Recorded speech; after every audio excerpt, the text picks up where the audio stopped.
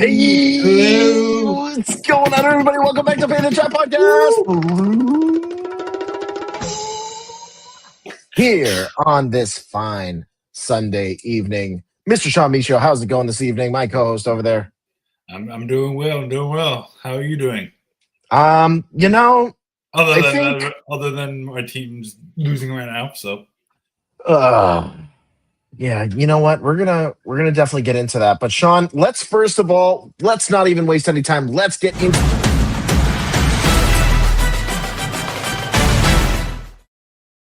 That's right. This evening happening right now. Kickoff is coming up right around the corner, 8 o'clock. Sean, it is Sunday night football. I've been waiting all day for Sunday night. We're not Carrie Underwood at all. You know, I don't think we are.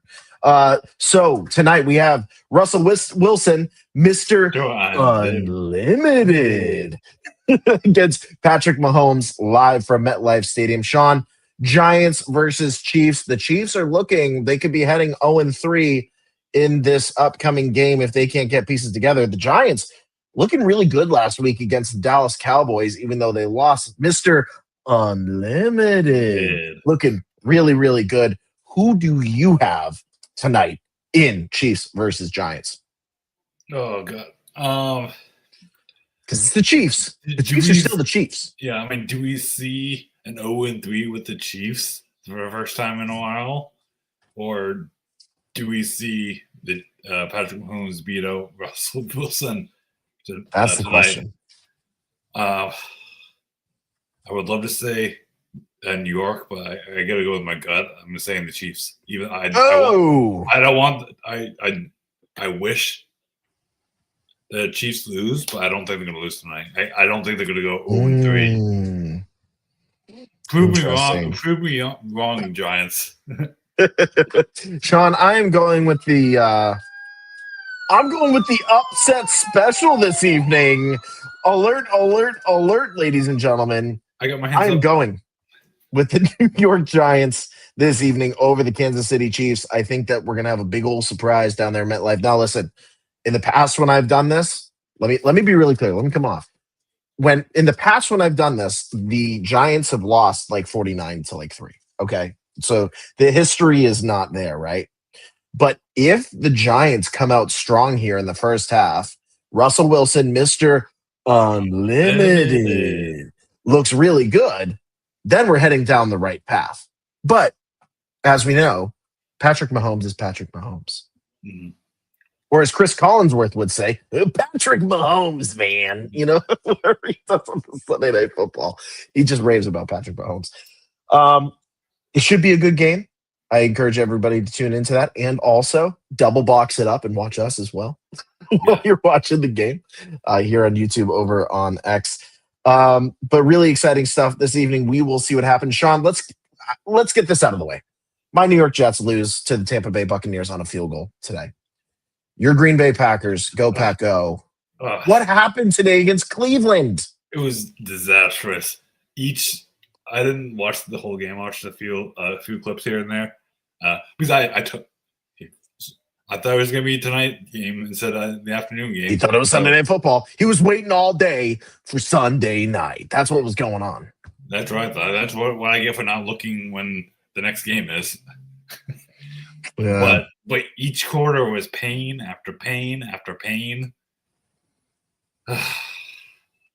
Sean was in just a lot of pain. That's how Sean was probably by the end of the last part of the quarter there. I mean, listen, Joe Flacco came out. He played pretty well, but I was really surprised.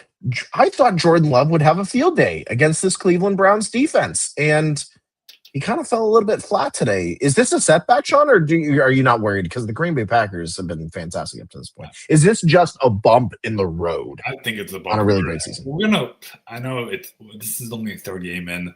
We're 2-1 right now. But we'll see once we get into week 5. See how I feel then. I feel like the Chiefs are probably in the same situation. They're still 0-2 right now, and we'll see if it's going to be a 1-2. I don't think they're worried about it. So no.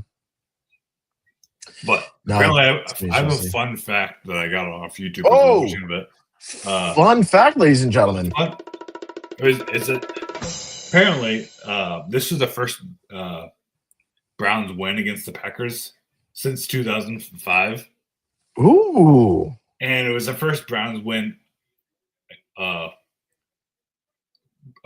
First Brown home win against the Packers since 1992. Wow. So 1 year before I was born and 2 years before you were born. Yeah. There's a fun fact. A little bit. Yeah. That is a super fun fact. I feel so bad for the Cleveland Browns fans. Yeah. They had to wait that long to beat the Green Bay Packers, but also that long to win against them at home. That's so crazy to me. Since 2005, since 20 years. Wow. 20 years. They really haven't won. Suffering against the Packers. They really haven't won. That's okay. You know what? You said, where did you find that? On YouTube. Where did that piece of information come from? On YouTube. YouTube. It was on YouTube. I was watching like the clips highlights on YouTube from the official NFL. And do you have a username for it? Like, do we shout them out or? Sure. Okay. John Nudd Tunti, the one and only. Let me see. So we got John T. Hold on, can you? So one and only. If you're watching live here this evening, thank you for that Packers insight. We might be reaching out to you for further Packers insight in terms of, I don't know, maybe it's just general NFL. He might be just a general NFL guy. Maybe. I don't know. We don't know about John. We don't know about John yet. All we know, ladies and gentlemen, is that the New York Jets lost today. The New England Patriots lost to Aaron Rodgers and the Pittsburgh Steelers 21-14 today. Yeah, I'm not a Patriots fan at all, but like I feel bad for Pats fans. Like just like I have so many people at work are Pats fans and all that. And they don't feel hopeful at all with like what this direction of the Patriots is going forward. Yeah. I mean, they have Drake May, top 5 quarterback, drafted quarterback, only just a couple of years ago. You've got Mike Vrabel as head coach. They brought somebody from the dynasty era, somebody who's been a head coach in the NFL and has deep connections to Ohio State and to some of the college recruiting end. And you bring him in to be the head coach of the Patriots. It's one of those things. It's like, later down the road, we'll get into baseball, but if Alex Cora steps aside and Jason Varitek becomes the manager of the Red Sox, right? It's that same dynamic that, New England sports fans love when their former players become head coaches of their teams. And Mike Vrabel is one of those guys. I think it's going to take a little bit of time for the Patriots to really get their system going. I shouldn't say much as a Jets fan. We're still 0-3. We still suck. It's just out there. But today against Aaron Rodgers, against a very, an aging specifically, and an Aaron Rodgers that, I'm going to be honest with you, was not on top of his game. They came out at the end of the day. A lot of missed passes, a lot of mistakes out there. For the Patriots not to take advantage of that situation and get the win here, I understand you got to trust the process, right? You got to build upon every single game and try to get better. But I'm sure we're going to hear it on Boston Sports Talk tomorrow, WEEI, all these major networks, what's happening? Like, what is Mike Vrabel's next step? Do they say on to wherever? Or does he actually say, hey, something's not right here. We need to figure out what this is and fix it. The Packers don't have to worry about that necessarily. You guys have Micah Parsons. You guys have Jordan Love. You've got pieces that have solidified and made a name for themselves. A lot of these guys on the Patriots are trying to make a name for themselves right now. They don't really have a huge superstar on the Patriots right now. Stephon Diggs, which, by the way, congrats to him and Cardi B. Yeah, all right, yeah. Other than Stephon Diggs, he's a superstar, but like not like. He's not Justin Jefferson. He's not like Odell Beckham was back in the day. Yeah. He's not one of those kind of guys. I see what you're saying. Yeah, they don't have the Patriots getting Micah Parsons. That would have elevated them to a totally different place. Did Tom Brady set the standard of what a superstar is on the Patriots? Well, that's a really good point, and I heard that last week on Boston Sports Radio, WEI. They were talking about, has Tom Brady kind of ruined the quarterback process for the Patriots because the expectation is some seventh round guy or whoever is going to have to just step in and become a superstar? Like, is the expectation now for every quarterback Tom Brady on the Patriots? And is an average quarterback ever going to work in New England because of that now, because of the dynasty, because of everything? It's tough, man. Like, you got a strong superstar player. I don't know. That's why I asked. So yeah, it's a great question. Anybody, hop into the chat here. I see we got a lot of folks on watching live this evening. Hop into the chat, get involved in the conversation. We'd love to take your points. We even post them up. We even put your questions up here, so for us to answer and for you to be a part of that conversation. Sean, of course, as we move away from the football time, because I'd like to forget everything that happened today, we're on to next week. We're going to focus on... And Alabama didn't play this weekend, so I'm good. Hey! They'll play Georgia next week. So that's a big game. We will have a preview for that one for sure. God, we'll see how the game goes. Ladies and gentlemen, it's that time here of the podcast. Before we get into the baseball talk, before we get into everything else, it's a little thing we like to call What I Love Even More. What I love even more is Pour It Over Box Scores. Ladies and gentlemen, boys and girls, it is that time, and it's time for Box Scores here from Painting the Chat podcast. In the bottom of the third, Sean, the Seattle Mariners are beating the Houston Astros 7-1. There we go. We love to see that. We got to keep that rolling. Number 58. Number 58. Cal Raleigh. Oh, Cal Raleigh. Yeah, that's the hope here. Sean, in the middle of the second, Red Sox are losing to the Tampa Bay Rays 3-0. Hey, you know what? They might figure it out. It's still early in the inning, but I don't know. We might figure it out. We haven't been scoring well recently, so we'll see. We'll see. Is it time to be worried? We'll get into all that, right? We'll get into all that coming up here. I'm not ready. You know what the one thing we need to do? It's time to get on the winning train, right? It's time to get on the winning train. Let's go. The Atlanta Braves beat the Tigers today, making things interesting over there, 6-2. The New York Yankees beat the Baltimore Orioles in 10 innings. They scored 6 runs in the 10th inning to beat them 7-1. Sean, your Pittsburgh Pirates got a win today against those Sacramento Athletics, 11-0.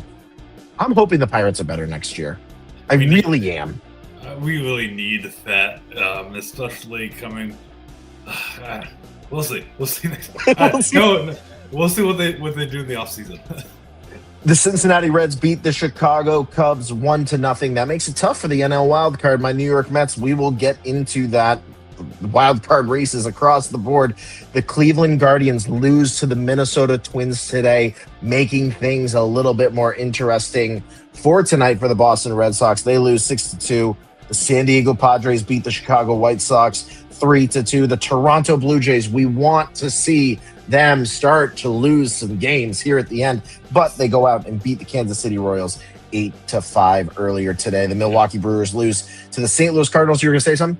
Oh, no, I was just going to say, go ahead. for Tuesday's game for the Red Sox. That's what we need. That's exactly what he needed. St. Louis Cardinals lose to the Milwaukee Brewers, the red-hot Milwaukee Brewers, 5-1. I can't believe I'm saying this. I almost said the Florida Marlins. The Miami Marlins beat the Texas Rangers today, 4-2. We're going to get into where the Marlins are. 4-2. A lot of fortitude on the Miami Marlins right now. Right. We're going to get into where the Miami Marlins are in the wild card standings. They're not out of it yet, which is a scary thought with the way that they're playing. We'll get into it. The Arizona Diamondbacks also very much in it. Beat the Philadelphia Phillies. We love to see the Philadelphia Phillies take a loss here. Yeah, they need to fall down, please. But it's also the Arizona Diamondbacks, which make things interesting in the wild card as well. And the San Francisco Giants beat the Los Angeles Dodgers 3-1. Another team that has roared their way back into the wild card positioning. whether it plays out at the end. We'll talk about that as well. Sean, in the NFL, the Minnesota Vikings defeat the Cincinnati Bengals without Joe Burrow on the Cincinnati Bengals, and for the Vikings without J.J. McCarthy, leaning on Carson Wentz, who led the Eagles to a Super Bowl many, many years ago before Nick Foles came in and beat the New England Patriots 48-10. Those Philadelphia Eagles fly, beat the Los Angeles Rams. Go Birds, 33-26. Pittsburgh Steelers beat the New England Patriots in Foxborough 21-14. The Carolina Panthers won a game. They beat the Atlanta Falcons 30-0. That's one of those teams. Is this good luck for the Charlotte Hornets come basketball season? Are things changing in North Carolina? No, I mean, we haven't had the Panthers haven't had a good season since like 7 years ago. So it's been a long time. Maybe there's the spark of hope they need, and maybe that's right for the Hornets. The Houston Texans take another L today. C.J. Stroud looking good at times, but just couldn't figure out against Duval. The Jacksonville Jaguars, 17-10. The freaking Indianapolis Colts beat the Tennessee Titans today. Sean, the Indianapolis Colts beat the Tennessee Titans. Daniel Jones as their starting quarterback. We're talking about the Indianapolis Colts being one of the best teams in football, undefeated this year. Are you kidding me? That's what I did not expect at all.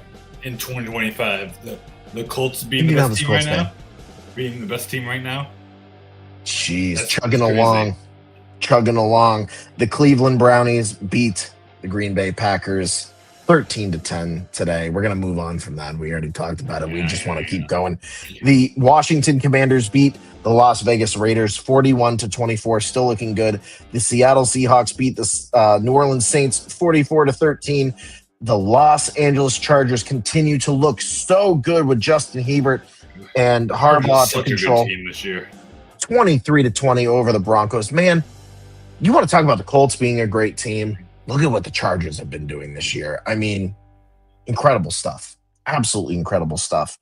The Arizona Cardinals lose to the San Francisco 49ers. Brock Purdy-less San Francisco 49ers with Mac Jones at the control, 16-15. 49ers are another undefeated team, which I love.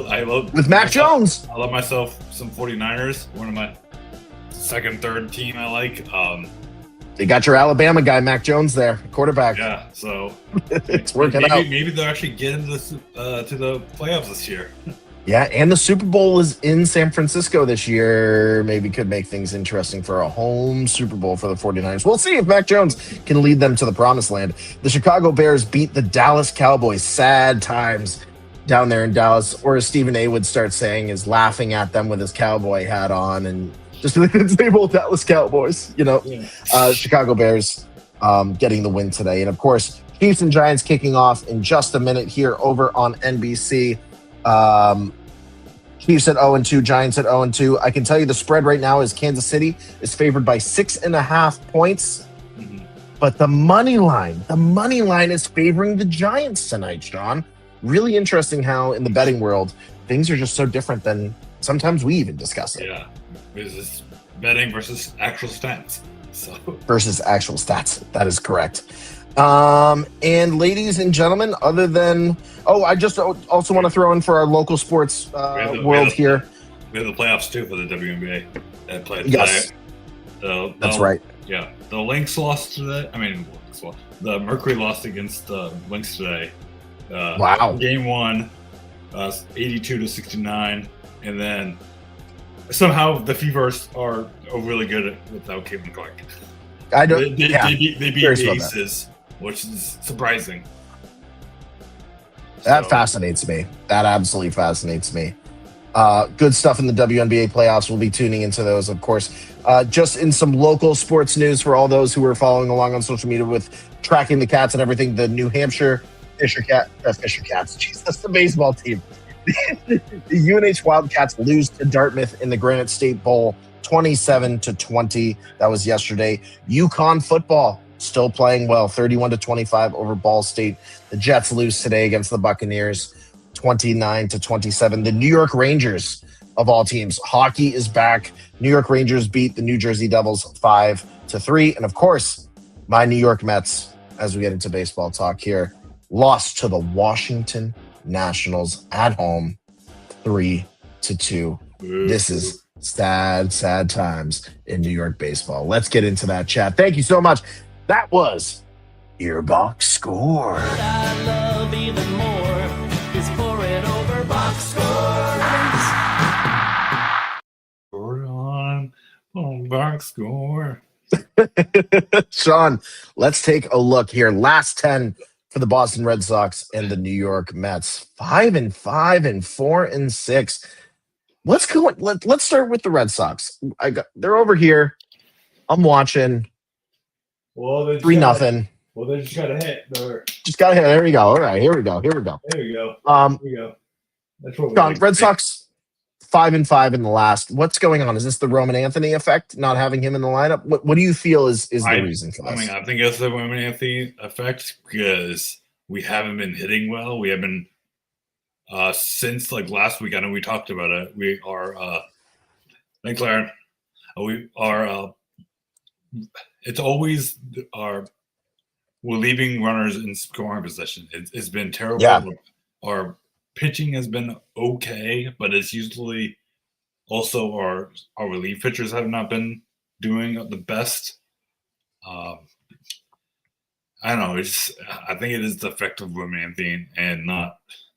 I think if he was in there, it would be a totally different story. We could have been 7 and.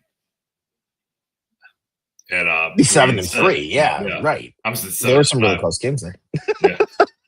That'd be in the last 16 games. You would be 7. Yes. I had to do the math there. I'm so sorry, ladies and gentlemen. That was not good for my brain. 5-5. You're staying at 500. You're still in the wild card race there. I know there's a lot of close calls. We'll get into those wild card standings. For the New York Mets, it's dropping easy games. I mean, against the Washington Nationals, against the soon-to-be Las Vegas Athletics, but now Sacramento Athletics. Just dropping silly games, bullpen not coming through when they need to, hitting is not showing up. We're looking at pitches again. It's the same situation. I don't know, and Mets fans need to understand this too. I know we're like, it's the end of the season. This is literally where we were last year. Yeah, we were holding on to a last wild card spot and made it all the way to the National League Championship Series. So I want us to pump the brakes. Oh boy, ladies and gentlemen, I've been called out.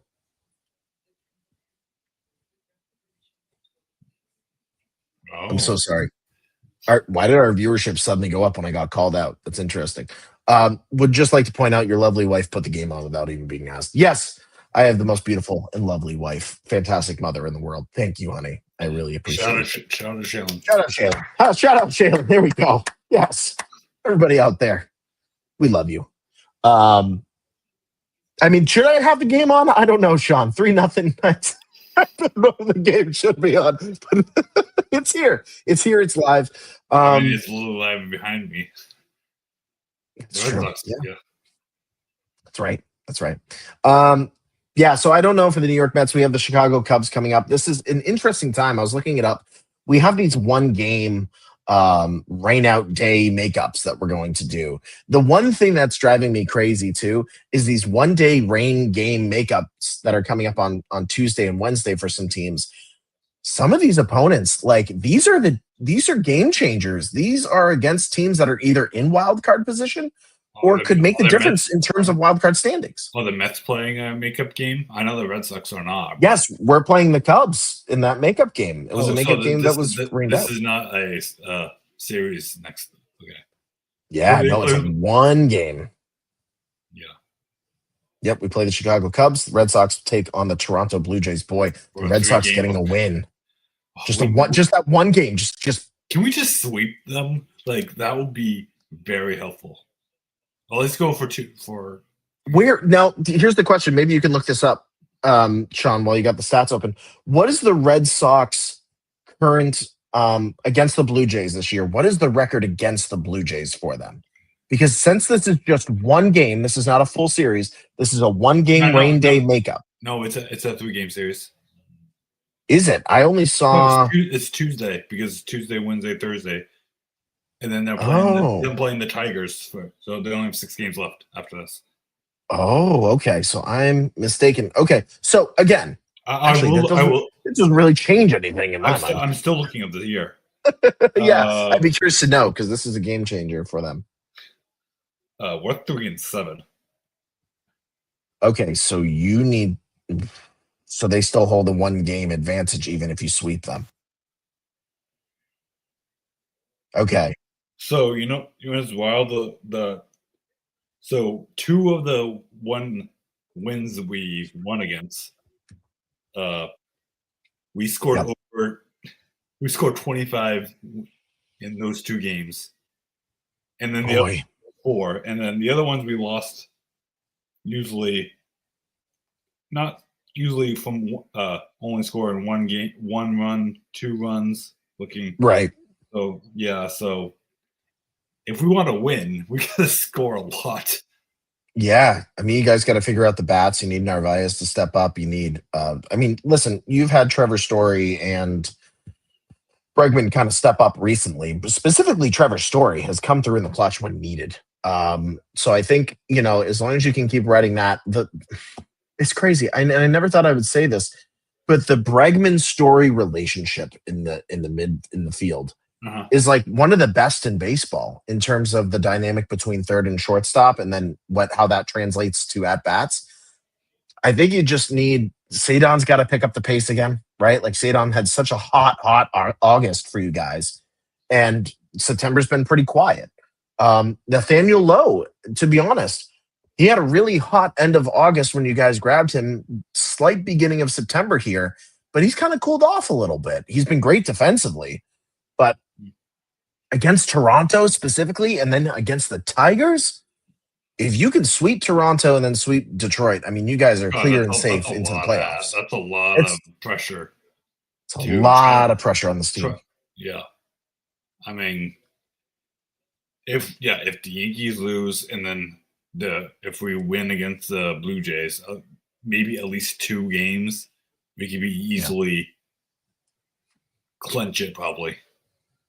Yeah, here's the wild card standings for everybody who's watching live here. We have 6 games left. Clinching could be going down for the very last game. So it's insane. So yeah, and I mean, especially this game is very important tonight. Yeah, this is a really important game for the Boston Red Sox team. I mean, let's take a look at these wild card standings right now. Specifically, we're talking about the American League. I mean, I look at the Texas Rangers. They're on a 6-game losing streak. They're 5 games out. I personally would not put Texas unless something crazy happens in the next 6, and they're able to make something happen. So win 5 games in a row. 5 games in a row, and Cleveland loses 1 or 2, and Houston drops some more. That's a tall ask, especially when you look at that last 10. Cleveland's just been Stephen Vogt has got those guys. I think I have a better chance. Absolutely motivated. I have a better chance of winning the lottery than them making it. I think. I would agree with that. It's really a race between Houston and Cleveland at this point for that last place. And to be honest, Boston. I mean, the Yankees are up 3. They could have something collapse for them. I mean, we've seen. They've been playing really good recently. So they won. Yeah, they're 7-3 in the last 10. Who are they playing tomorrow? Let me look it up. If we can get the upcoming series, yeah. Whoever, I don't know if they're playing tomorrow or not. Let me look. Things are getting interesting down there in the Bronx. So they're playing the White Sox. So that's okay. Listen, we've seen crazier things happen though. The White Sox, make some magic happen for us, please. Yeah, I mean the White Sox. Let's be honest here. They're not playing for anything. They can play spoiler. And to be honest, they're only losing games by 1 run. Like their bullpen has been coming through for them, and Luis Robert Jr. and the rest of their lineup has been kind of finding hot streaks at different times, and it's usually against opponents that are looking for these wild card spots. Yeah, I mean they're playing in Yankee Stadium, so still playing. We'll see how that. Well, imagine the Yankees dropping 2 out of 3 to the White Sox in the Bronx. Imagine what would happen in New York sports if that was to happen. I mean, I don't want to say that, you'd have a panic in New York in any way, shape, or form. Right. But with the Red Sox series coming up, I mean, there's some room to impress. Cleveland's only going to get better. I mean, to be honest, when we're looking at these wild card standings, I see Cleveland moving into that last slot, and that it's the Yankees, the Red Sox, and Cleveland. I would not be surprised if we don't see Cleveland and Boston flip-flop, and you get Boston in at the last wild card spot, because I don't see Cleveland slowing down right now. They're just playing so well. I don't know about the Astros. I think the Astros are going to be out of it. Me too. They haven't been. I mean, they've been on a 2-game losing streak, but I don't see them winning this game against the Mariners today. No. Unless they make something happen, but I don't see them making it. I think I see the Guardians making it more than the Astros. I'm right there with you. I'm absolutely right there with you. In the National League wild card, I mean, you got the Cubs there. The Mets have a series upcoming with them. They're on a 4-game losing streak. This is a great chance for the Mets to kind of turn it around and solidify that third place spot. But Sean, the Arizona Diamondbacks, the Diamondbacks are only a game and a half out. The San Francisco Giants are only 3.5 games out, right? Yeah. I cannot believe I'm even saying this right now. The St. Louis Cardinals are only 4 games out. They're 1 game short of the Texas Rangers. Still in it. They're not even below 500. They're below 500 team. And let me say this. I did not include them in the lineup here. The Miami Marlins are 6 games out with literally 6-7 games left to play for some of these, because the Marlins have a doubleheader makeup game during one of those series. Do you know who they're playing against? I'd have to go back and take a look and see here for them. But let's put it out in the scenario, if the Mets continue on their losing path, which they've hit, Cincinnati hits a road, Arizona and San Francisco don't figure it out. I mean, we're talking about the Marlins hopping over the Giants to make things interesting in the next 3 games. Right. I'm trying to. Which is, I can't even. I don't even know where to begin with that. Personally, I mean, the fact that they beat the Texas Rangers today 4-2, and so here it is. They take on the Phillies Tuesday, Wednesday, Thursday, and then they're at home against the Mets Friday, Saturday, Sunday.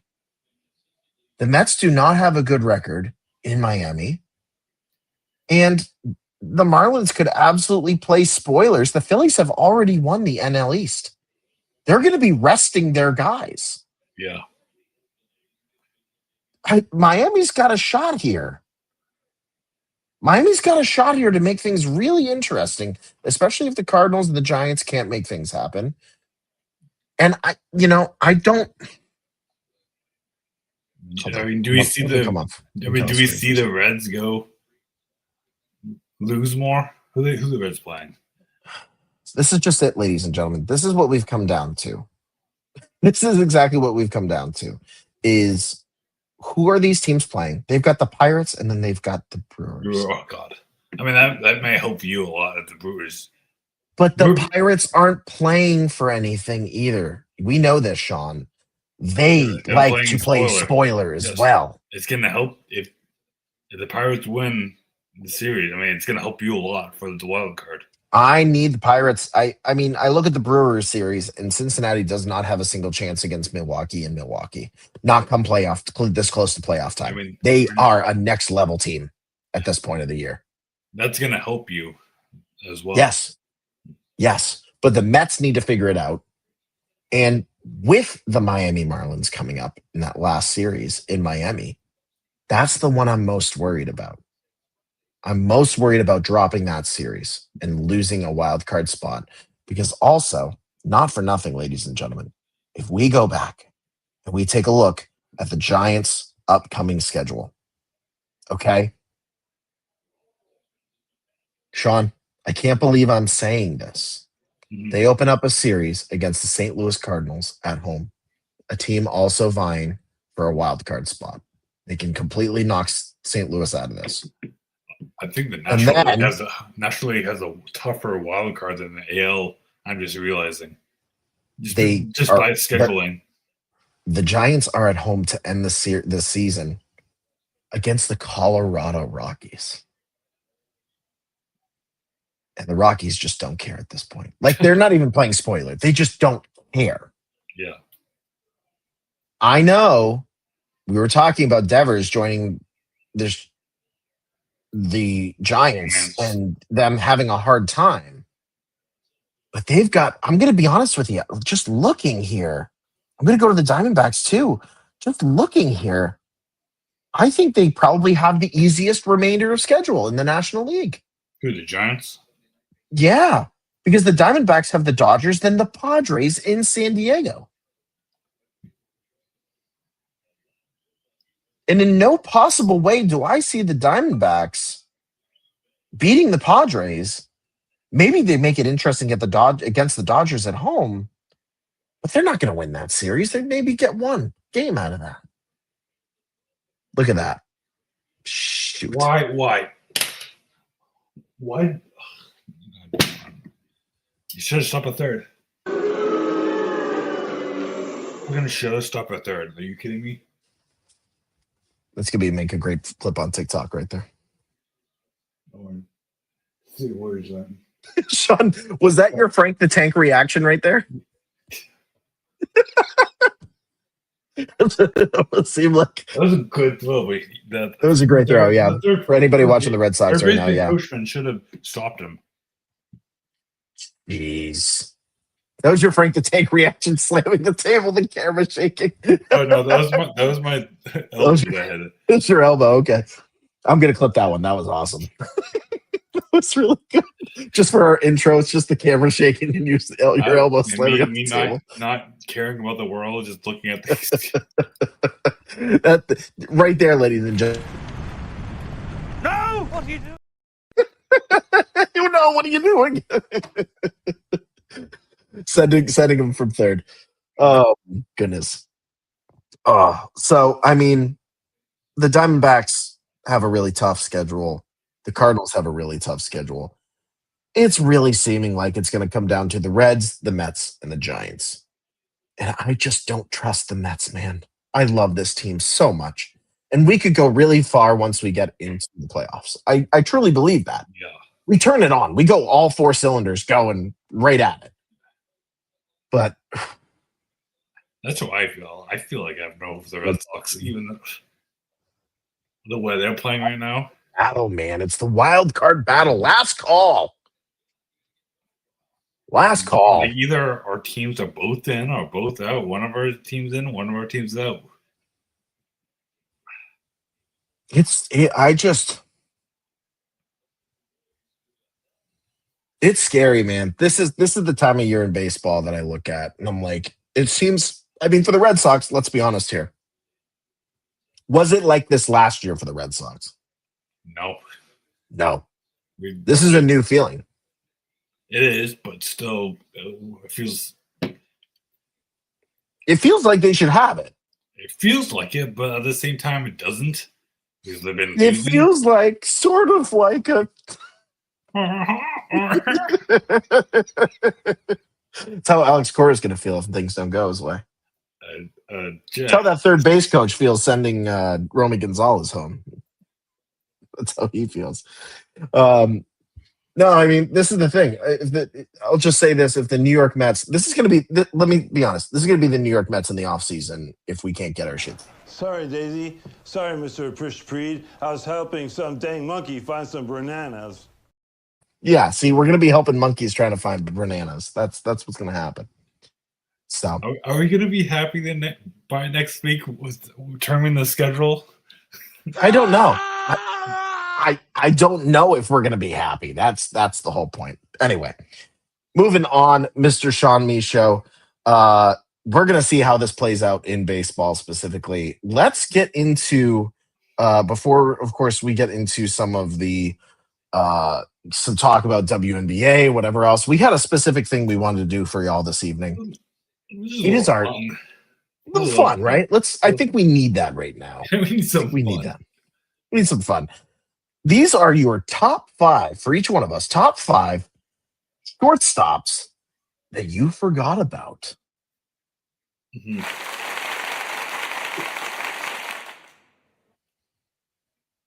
That was the Squidward moment where SpongeBob was put out before the. So let's go back in time.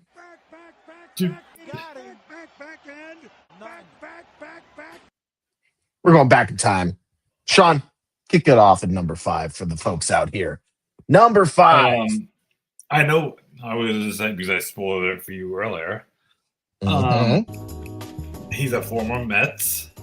Jose Reyes. Jose Reyes. Oh my goodness. I forgot about him.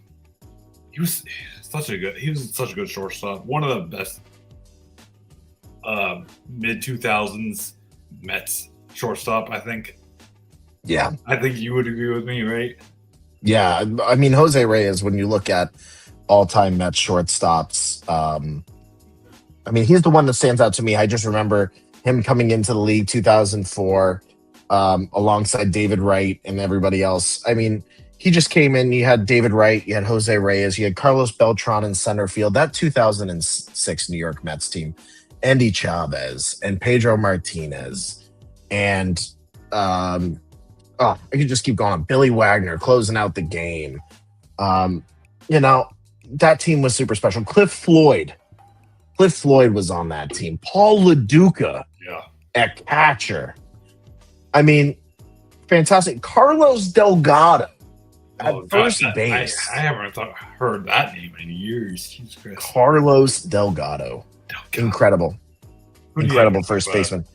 Number 5 for me is somebody that I think, ladies and gentlemen, I know Sean might remember him specifically from a certain series that happened in 2004. Standing next to David Eckstein on the St. Louis Cardinals. Sean, my number 5 is Edgar Renteria. Classic shortstop.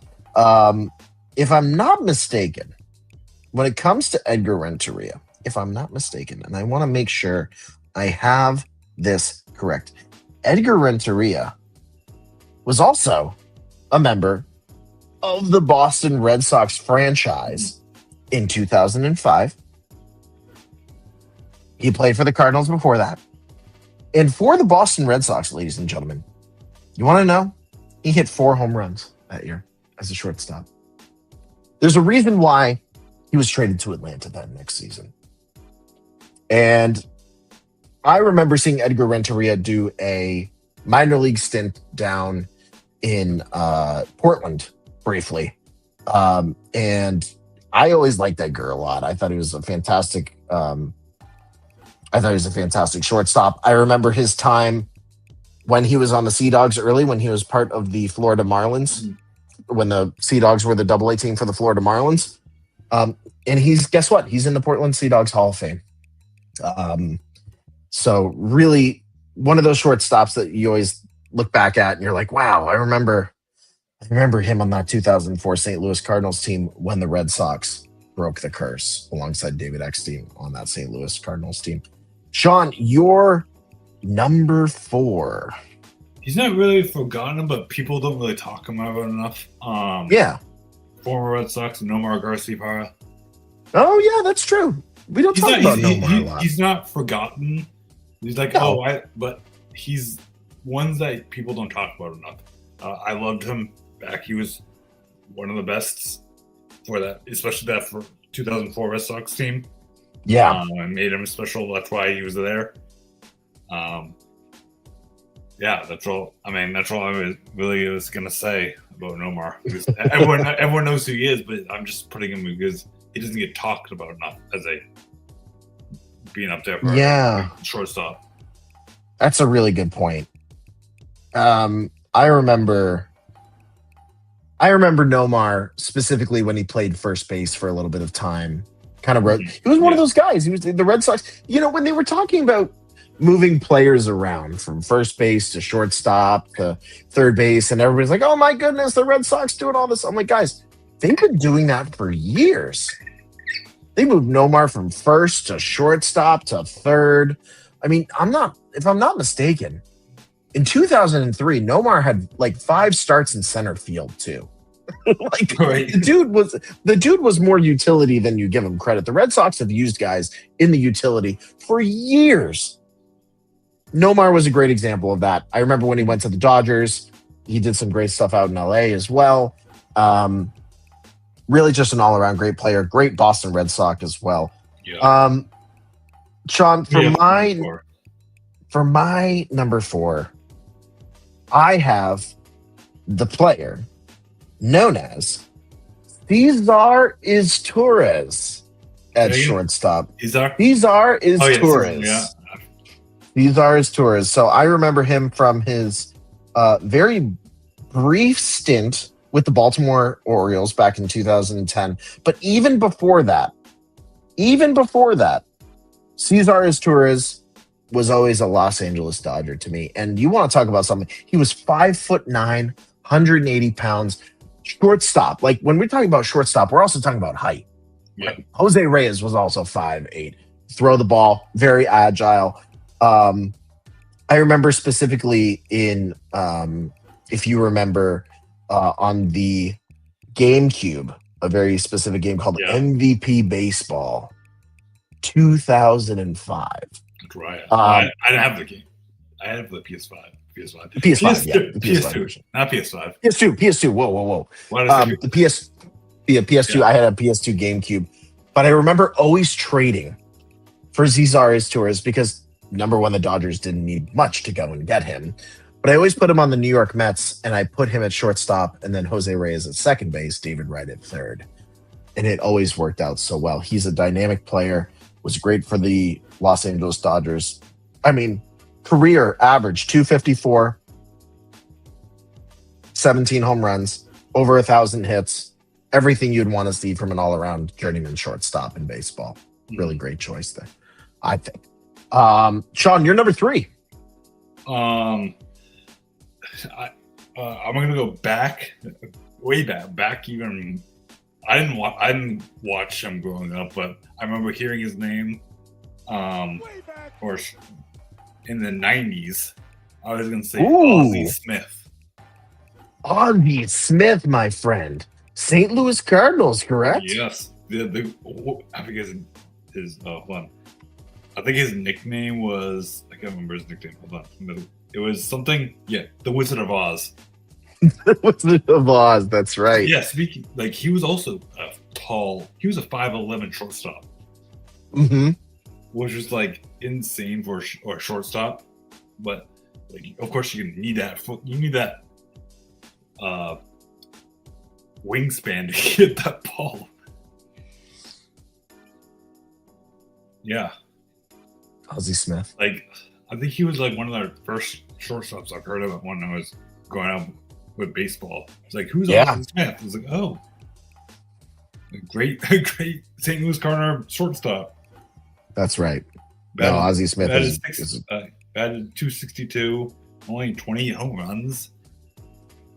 Shortstops don't hit; they get RBIs, right? Yeah, that's their whole thing. Yeah, and he was fast too. So. Yeah, super fast.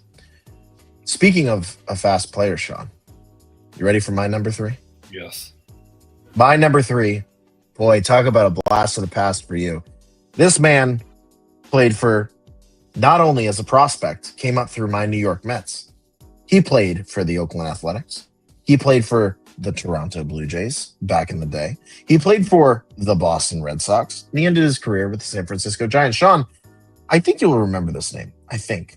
It was a shortstop by the name of Marco Scutaro. Oh, God. I haven't heard that. I forgot. Marco Scutaro. I take back what you said before for your number 5. Marcus Scooter is a name I haven't heard in such a long time. The 2010-2011 Boston Red Sox. He just missed out on the 2013 Red Sox. Just missed out on them.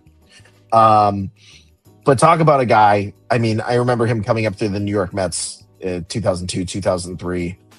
He was another utility guy, 5'10", 77 home runs with a 277 batting average. He had over 1,300 hits. I mean, he was just a really great utility guy, was found on the bases, super fast. He was put in specifically for stealing situations from first to second when you needed that pinch hitter or the pinch runner.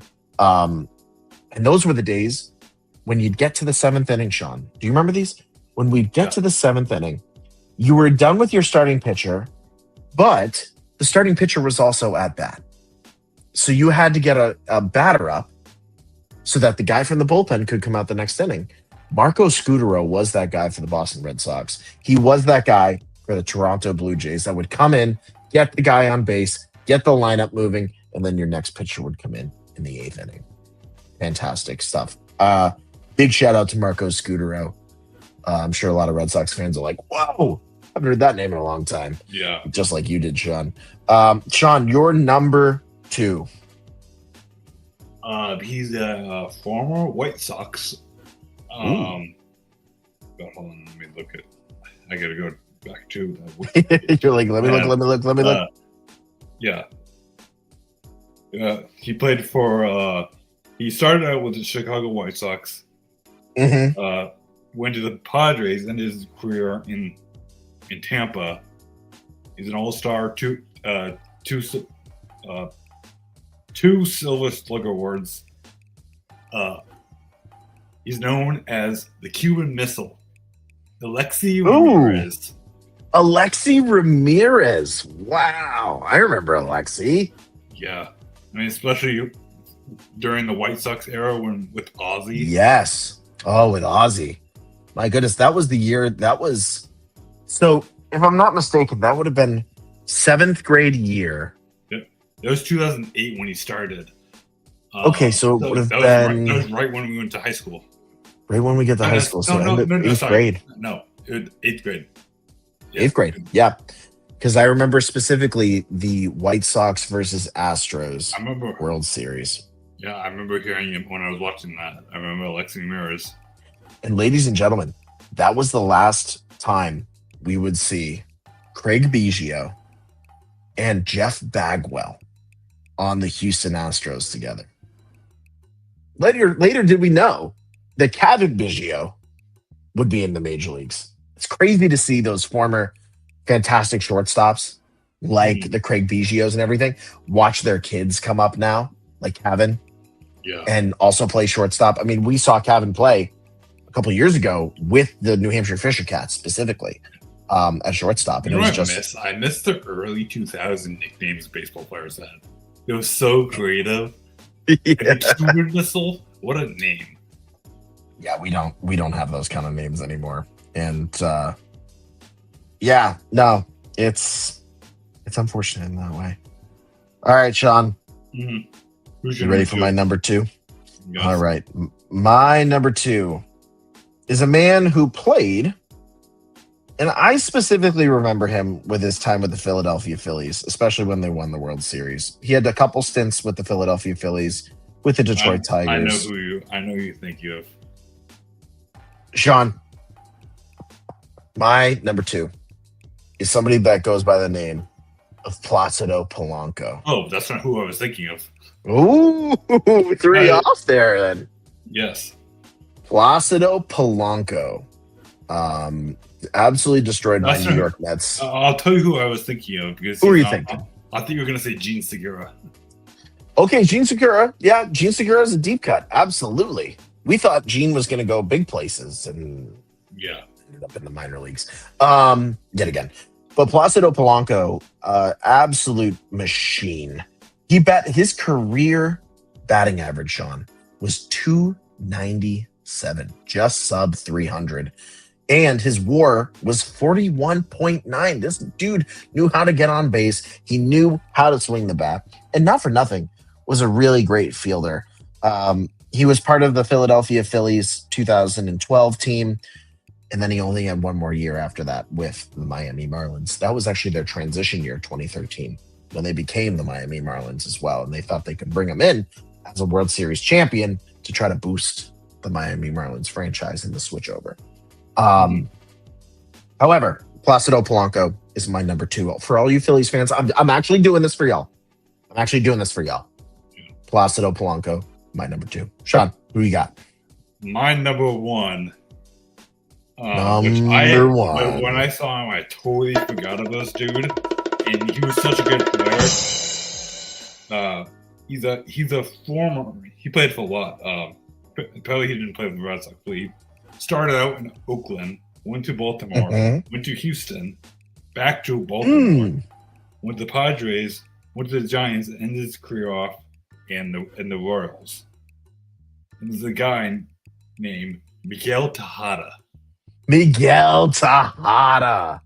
Oh my goodness. I remember those Baltimore Orioles years. Like his stat wise, I was looking at the stats wise. I think his career stat. Let me look at what was his average? He had a really good average. I think it was like 290 something. 285 career average, which people he didn't even get talked enough, I think. Yeah, no. He had a 456 career slugging average. He had over 300 home runs. Like when people talk about a good shortstop and you get hit the ball, Miguel Tejada is right there. Absolutely is. And I think about Miguel Tejada in those Baltimore Orioles years. I mean, he was transitionary for that position. I was more thinking of him back in early 2000s, right? Athletics, because when I went, I don't know if I saw him because I went we went to an Oakland A's game. I think it got rained out, but we did go to another one, and he might have been there. I don't remember, but right. No, Miguel Tejada is a fantastic number 1. Sean, somebody rate up that alley in terms of that early 2000s team. He played for my New York Mets in 2015. Yeah. Most people remember him with the Chicago White Sox for that 2008 team.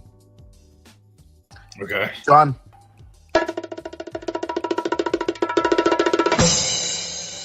My number 1 is Juan Uribe. Oh. Yeah, I forgot about him. Juan Uribe was a part of that 2008 Chicago White Sox team. Kind of journeymaned around, went to the Los Angeles Dodgers, played for the Mets as well. But I think the year that people don't remember is 2016 with the Cleveland Guardians. At that point, was the Cleveland Indians. Yeah.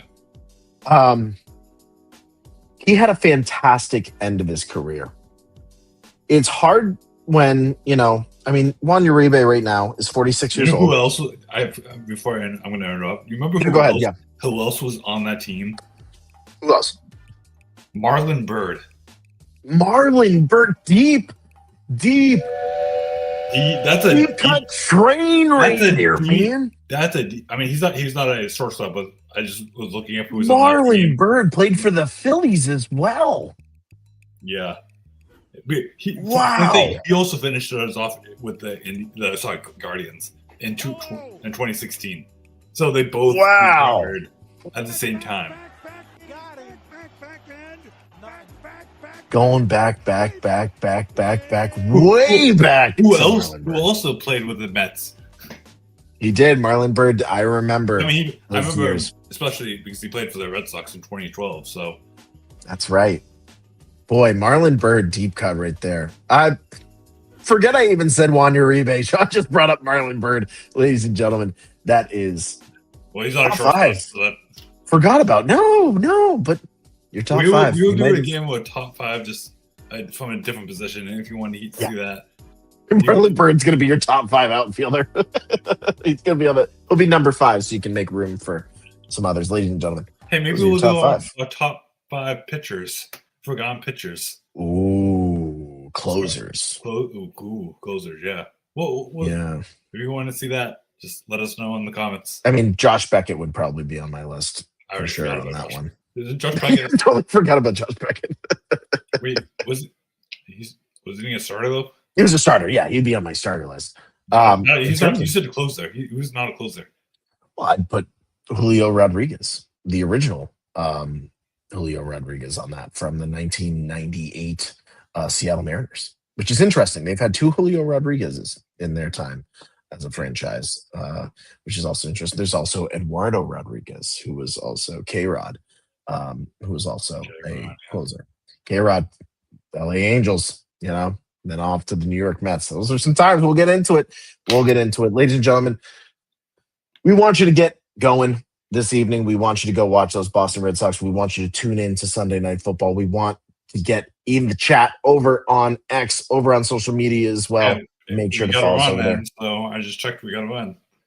That's right. Sean, one last thing. WNBA, playoffs time, also some other stuff going on. Give us the facts. What's going on over there? Yes. Award ceremonies. Yeah. They just released I think the first one was when Paige Beckers got Rookie of the Year. Very deserved. Apparently she was walking, doing the Jennifer Hudson, runway thing, and then come, and Paige was like, did not knew that was gonna happen. So that was great, very deserved. And then I think we had just today was announced Asia Wilson got MVP. Nice. Asia deserves congrats that. to her. I kind of wish absolutely Asia, nice job.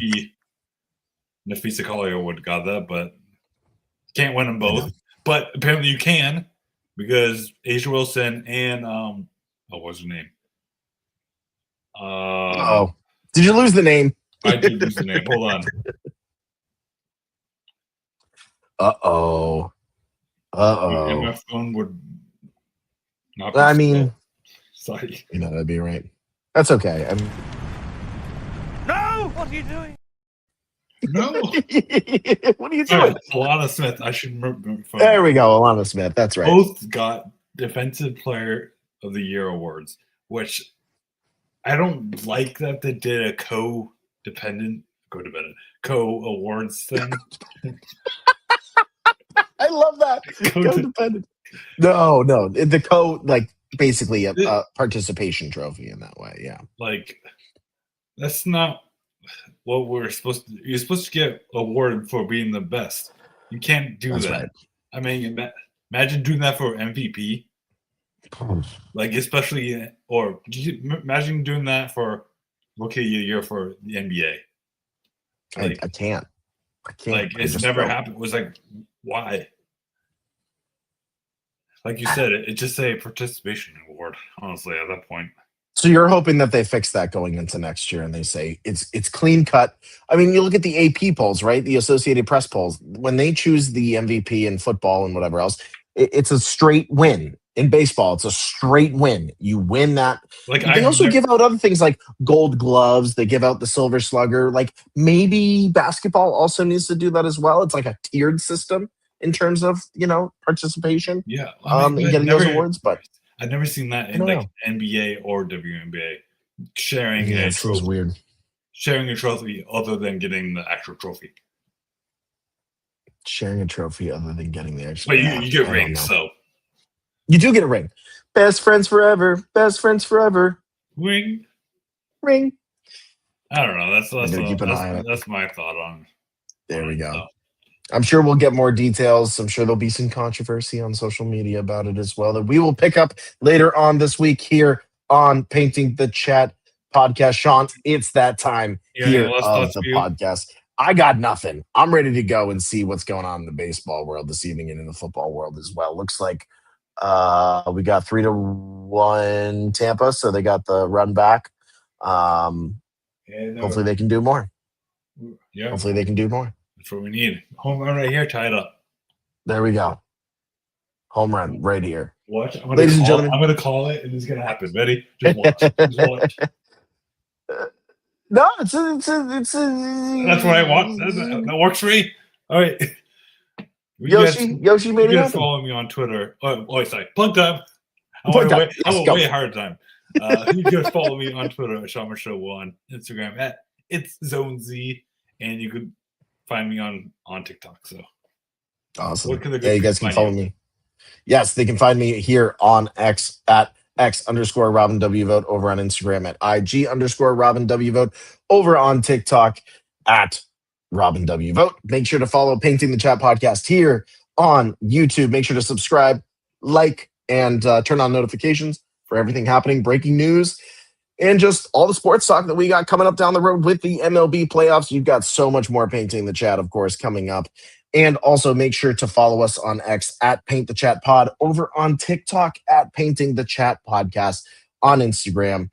Please make sure to follow us across the platforms. And Sean, we got these awesome new magnets. The swag is coming in. Swag is coming in. We will see you at the upcoming sports card collectible show in Medford, Massachusetts. October 4th. Next, not this Saturday, but the following Saturday.